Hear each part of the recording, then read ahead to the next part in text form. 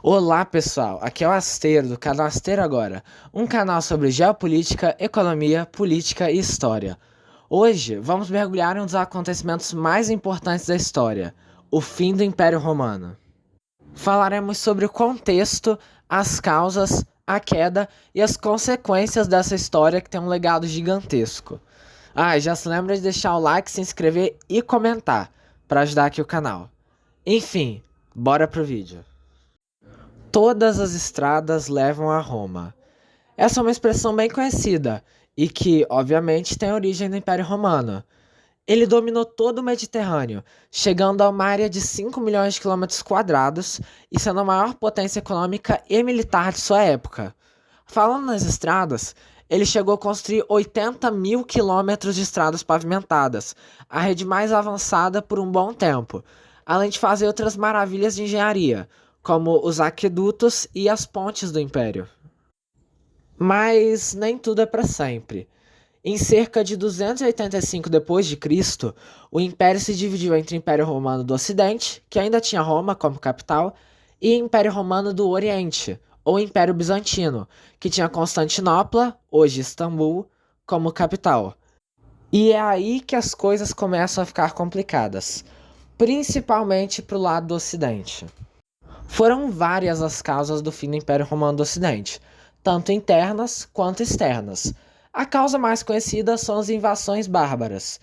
Primeiramente, os bárbaros eram na maior parte povos germânicos, ou seja, da Alemanha, que tinham sociedades menos desenvolvidas do que Roma na época. Esses povos já lutavam contra o Império há muito tempo, sendo um dos únicos a conseguir resistir às invasões romanas. Assim, nos últimos anos do Império, eles invadiram e tomaram os territórios de Roma.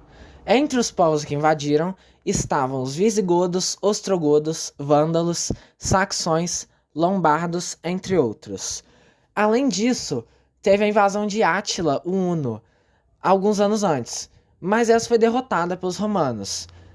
Entretanto, as invasões bárbaras não teriam dado certo sem algumas fraquezas internas de Roma. Uma dessas fraquezas foi a desvalorização da moeda romana, com as moedas tendo cada vez menos ouro em sua composição e assim se tornando menos valiosas. Isso fez com que a economia romana, principalmente o comércio com outros povos, enfraquecesse, diminuindo o poder do governo de Roma. Além disso, historiadores falam sobre uma moral fraca do cidadão romano, o que causou um decaimento da sociedade do império. Autores romanos mesmos falavam que o cristianismo crescente, com uma moral de misericórdia, destruiu a máquina de guerra de Roma. Por fim, o governo do império era extremamente corrupto e instável, com diversos golpes de estado e assassinatos ocorrendo, o que novamente deixou o exército romano muito fraco. Com todos esses problemas, os bárbaros conseguiram tomar a Gália, a atual França, e a Península Ibérica, a atual Espanha e Portugal.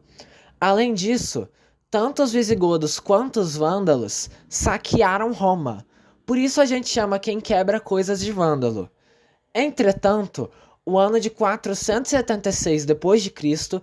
é o mais aceito como o fim do Império, com Odoacro destronando o imperador Rômulo Augusto, que tinha 16 anos, e tomando a Península Itálica, a última parte do Império que sobrava. Assim, o Império Romano do Ocidente deixou de existir, acabando a Antiguidade e começando o que ficou conhecido como Idade Média. Porém, o Império Romano do Oriente, também conhecido como Império Bizantino, continua a existir por mais 1000 anos, e durante todo esse tempo eles continuaram reconhecendo a si mesmos como romanos. Como eu disse, o fim do Império Romano do Ocidente marcou o início da Idade Média. Nessa época, ocorreu uma descentralização do poder, com muitas pessoas indo morar no meio rural, o que foi o início do feudalismo, um sistema político e econômico onde o poder é ligado aos donos de terra. Os territórios do Império foram conquistados pelos germânicos, com os francos em especial, criando o Império Franco, que ficou muito poderoso e depois se tornou o Sacro Império Romano, que se dizia sucessor de Roma, mas acabou por se tornar o que hoje é Alemanha, Áustria, Suíça e alguns outros países. Das nações germânicas, surgiram países como Portugal, Espanha, França e as nações que no futuro virariam a Itália, com todos esses carregando o legado da cultura romana, se tornando os chamados países latinos, que depois colonizaram a América Latina.